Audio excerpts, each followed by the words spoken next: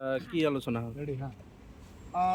নিখিল বড়ো ছাত্ৰ সন্থাৰ এটা সজাতি দল আৰু লগতে বিটিআৰ প্ৰধান প্ৰমোদ বড়ো ডাঙৰীয়া, সাংসদ ৰবীন্দ্ৰ নাৰ্জাৰী ডাঙৰীয়া, আগন্তুক মনচুন ছেশ্যন যি পাৰ্লিমেণ্ট ছেশ্যন আছে, ইয়াৰ আগমুহূৰ্তত দেশৰ মাননীয় গৃহমন্ত্ৰী অমিত শ্বাহ ডাঙৰীয়াক কৃষ্ণ মেনন মাৰ্গ যি চৰকাৰী বাসভৱনত আমি 5:15 বজাত আজি সাক্ষাৎ কৰোঁ।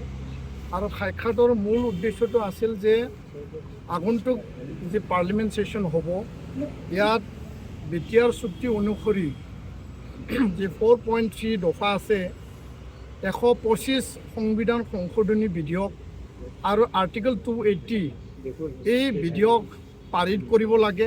কাৰ্বি আংলঙৰ বড়ো কছাৰীক পাৰ্বত্য জিলাৰ মৰ্যাদা প্ৰদান কৰিব লাগে বড়ো চুক্তি অনুসৰি, আৰু কাৰ্বিসকলক ভৈয়ামৰ জনজাতি মৰ্যাদা প্ৰদান কৰিব লাগে। বিটিআৰত শোণিতপুৰ বিশ্বনাথৰ অধিক গাঁও অন্তৰ্ভুক্ত কৰিব লাগে। আৰু NDBৰ যি ৰঞ্জন দৈমাৰী সহ আন কেডাৰ 6গৰাকী তেওঁলোকৰ এতিয়াও জেলত আছে, তেওঁলোকক মোকলাই দিব লাগে। গৃহমন্ত্ৰীয়ে আশ্বাস দিছে এই যিবিলাক 60গৰাকী তেওঁলোকে জেলত আবদ্ধ হৈ আছিল, অলৰেডি তেওঁলোকক মুকলি কৰি দিয়া হৈছে। ইয়াৰ কাৰণে মই দেশৰ গৃহমন্ত্ৰী ডাঙৰীয়া আৰু অসমৰ মাননীয় মুখ্যমন্ত্ৰী ডক্টৰ হিমন্ত বিশ্ব শৰ্মা ডাঙৰীয়া, দেশৰ গৃহমন্ত্ৰী অমিত শ্বাহ ডাঙৰীয়াক ধন্যবাদ মই জনাইছোঁ। NIA কেছটো নিজৰ অধীনত আনি পেলাই তেওঁলোকক জেলৰ পৰা মুকলি দিয়াৰ কাৰণে। আৰু 1500 কোটি টকা যি কেন্দ্ৰীয় আৰু ৰাজ্য চৰকাৰৰ যি পেকেজ আছিল, ইয়াৰ যি আন্তঃগাঁথনি আৰু যিবিলাক বিশ্ববিদ্যালয়, NIT মানে মেডিকেল ছায়েন্স কলেজ, আন যিবিলাক অনুষ্ঠান আছিল, এইটো ক্ষিপ্ৰতাৰে ফাউণ্ডেশ্যন কৰিব লাগে বা ৰূপায়ণ কৰিব লাগে।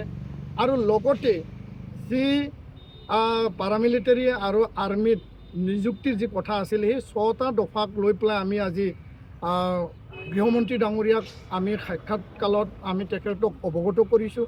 আৰু আমাৰ যি সাক্ষাৎ সেইটো ফলপ্ৰসূ আছিল, সৌহাৰ্দ্যপূৰ্ণ আছিল। আৰু তেওঁ এটাকৈ গোটেইখিনি বিষয় সমাধান কৰিম বুলি আমাক আশ্বাস আৰু বিশ্বাস দিছে। আৰু সকলো বিষয় আন্তৰিকতাৰে তেওঁ লৈছে। আৰু আমি আশা কৰোঁ যে বড়ো জাতি, বড়োলেণ্ডবাসী, অসমবাসীৰ ওপৰত গৃহমন্ত্ৰী ডাঙৰীয়াৰ যি আশীৰ্বাদ, সেই আশীৰ্বাদেদি আমি বড়ো চুক্তি অনুযায়ী যি আমাৰ দফাসমূহ আছে, সেই দফাসমূহ ক্ষিপ্ৰতাৰে ৰূপায়ণত আমি আগবাঢ়ি যাব পাৰিম। আৰু প্ৰধানমন্ত্ৰী ডাঙৰীয়া, গৃহমন্ত্ৰী ডাঙৰীয়া, অসমৰ মুখ্যমন্ত্ৰী ডাঙৰীয়াৰ এই যি আশীৰ্বাদ আৰু চুক্তিত যি এই দফাক ৰূপায়ণৰ ক্ষেত্ৰত যি আগভাগ, তাৰ কাৰণে আমি কৃতজ্ঞতা আৰু ধন্যবাদ মই নিখিল বড়ো ছাত্ৰ সন্থা বড়ো জাতিৰ হৈ ধন্যবাদ জ্ঞাপন কৰিছোঁ। আপোনালোকে যিখিনি দাবী, এইখিনি বিটিআৰ নিৰ্বাচনৰ পূৰ্বে এক সমাধান আপোনালোকে বিচাৰিছে নেকি? নাই, আমি দাবী জনাইছোঁ যে সকলো দফা ক্ষিপ্ৰতাৰে ৰূপায়ণ হ'ব লাগে। আৰু আগন্তুক 6 মাহত, আজিৰ পৰা আগন্তুক 6 মাহ 2026ৰ আগে প্ৰতিটো দফা নিষ্পত্তি হ'ব লাগে, ৰূপায়ণ হ'ব লাগে, সমাধান হ'ব লাগে। আৰু সংগ্ৰামী দল সংগঠনে যি আশা কৰিছিল, বড়ো ৰাইজে যি আশা কৰিছিল, বিটিআৰবাসী, অসমবাসী ৰাইজে যি এই চুক্তিৰ পৰা আশা কৰিছিল, এইটো ফলপ্ৰসূ হ'ব লাগে। আৰু গৃহমন্ত্ৰী ডাঙৰীয়াক আমি খুব আন্তৰিকতাৰে আমি নিজৰ কথা অৱগত কৰিছোঁ, কাৰণ তেওঁ প্ৰতিটো কথা এটাকৈ তেওঁ সমাধান কৰিছে।